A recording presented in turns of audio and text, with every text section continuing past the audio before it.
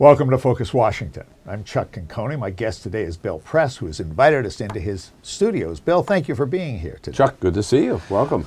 Bill, of course, is a liberal political commentator, has an anchor of a morning television radio show and video, right. and author of this book called Buyer's Remorse: How Obama Let the Progressives Down. I mean, in writing this book, are you expecting too much from the president? Maybe, but I always expect a lot from a president. I mean, it's a big job, and people run for it, and they make great promises.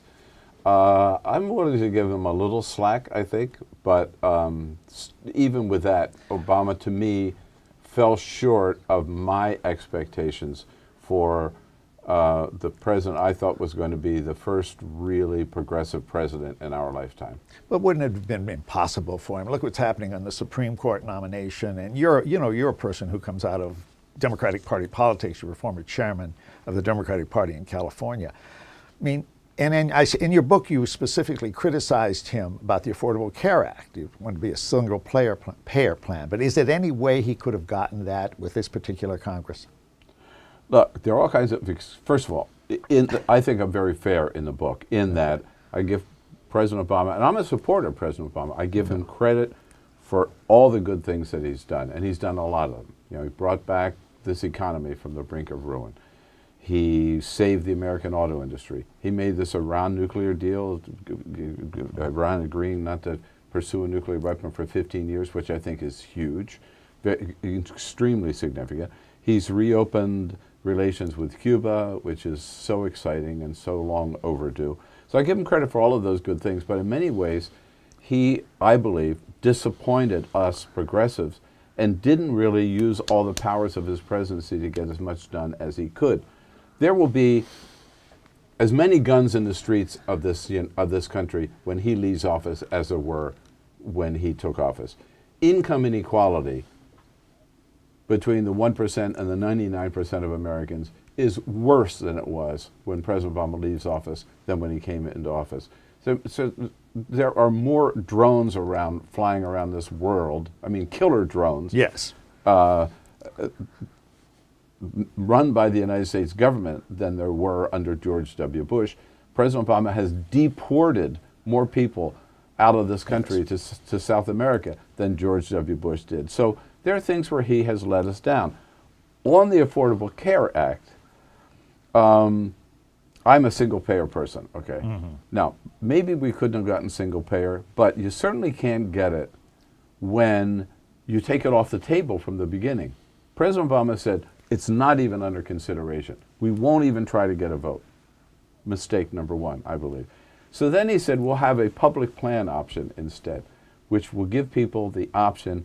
Instead of buying private insurance, they can just sign up for Medicare, like everybody. Doesn't matter how old you are, you can be part of Medicare. And he sold that public plan option, and then he dropped it. He dropped it without a vote, without a fight, without even trying on it. And if we had a public plan option, Obamacare would be better than it is today, because under Obamacare today, every single American has to buy insurance from a private insurance company, and the pharmaceutical companies can charge anything they want for prescription But I mean, drugs. don't you think he was worried about the battle he would get on the Hill, the battle he would get from the insurance company lobby? I mean, it seems like, I guess what you're saying is he should have said it anyway and probably would have lost it altogether. No, he should have fought the fight. You can't win a fight unless you fight, unless you're willing to fight. You can't just, and by the way, Democrats were in charge of Congress for the first 2 years. Mm-hmm. The president had the Congress, and he didn't do anything about gun control, didn't do anything about climate change, didn't do anything about immigration reform, and came up with, I think, a half-ass public plan called Obamacare. I think he could have won the fight on the public. You know, I'll tell you one thing: Lyndon Johnson would not have walked away from that fight. Franklin Roosevelt would not have walked away from that fight. Can you imagine, though, do you think Lyndon Johnson could have been Lyndon Johnson today, given the politics of the present Congress? I do. You really do? Yeah. I believe there are people who know how to really work the Congress. For one thing, President Obama doesn't really like the Congress. You know, he didn't develop any strong relations with members of Congress when he was there, and he certainly did not as President of the United States. So, look, I am not discounting the Republican opposition led by Mitch McConnell for Barack Obama. That is certainly Pretty a factor. solid. I mean, Certainly- giving the Supreme Court nomination. Certainly a factor. But the president has huge power of that office. And the bully pulpit. I don't think President Obama used the bully pulpit the way he could have and should have, is going around and rallied the American people like Ronald Reagan did. Rallied the American people to put pressure on Congress to get things done. I found too often that President Obama would just either walk away from a fight or not even engage in a fight. Well, we're in a political campaign right now, and I would think there's ammunition in this book for the Republicans. But what chance do you think Hillary Clinton has in winning if she is the nominee against Donald Trump? Well, first of all, I don't think there's much ammunition if they actually read the book for Republicans in this book. Again, because it gives President Obama credit for all the good things that he's done. But the things where I believe President Obama has fallen down are not things that Republicans would support in the first place. And the real thrust of the book is that we have now another opportunity, to your question, and we're in the process of electing another president. I think the next president of the United States is going to be a Democrat. It's going to be Hillary Clinton or Bernie Sanders.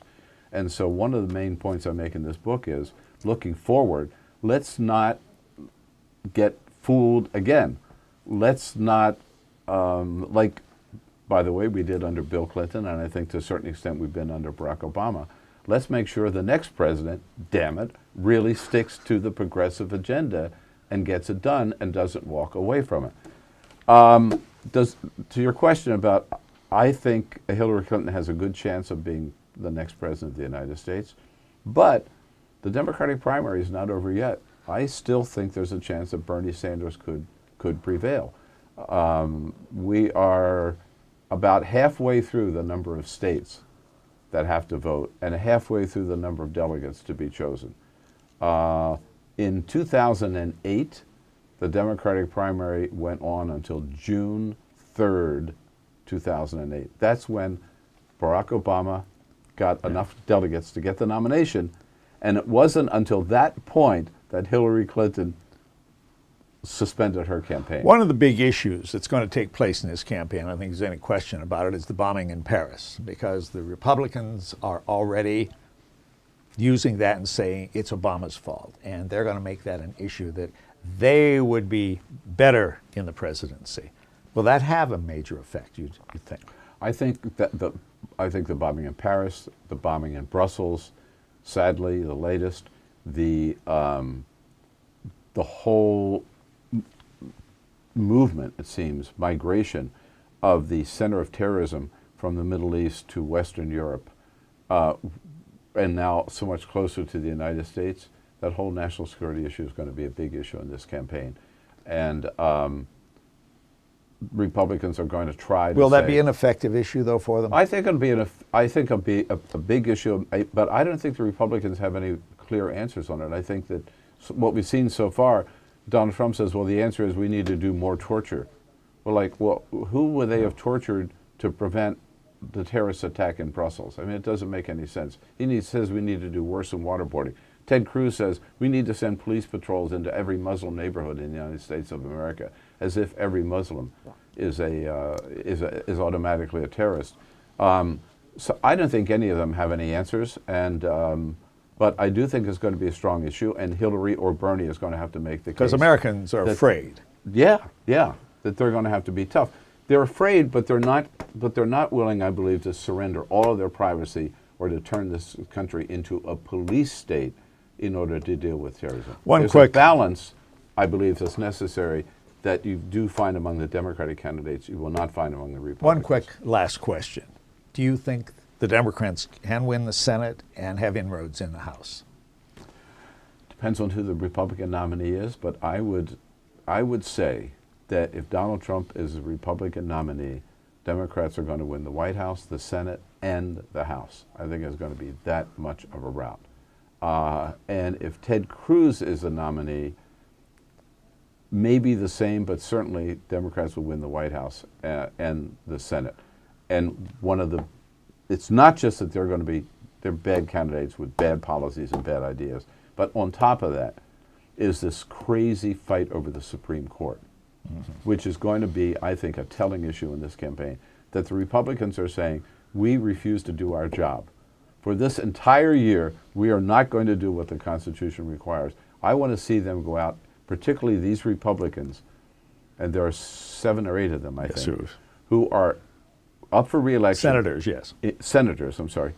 In states that Barack Obama won in 2008, they're in purple states, and they've got to go in front of their voters and say, I refuse to do my job, and shake hands with or hold a hearing on or vote on the Supreme Court nominee. I think that's a losing issue for them. Bill, thank you very much. Bill Press, and his book is Buyer's Remorse. Chuck, Thanks thank you for being here.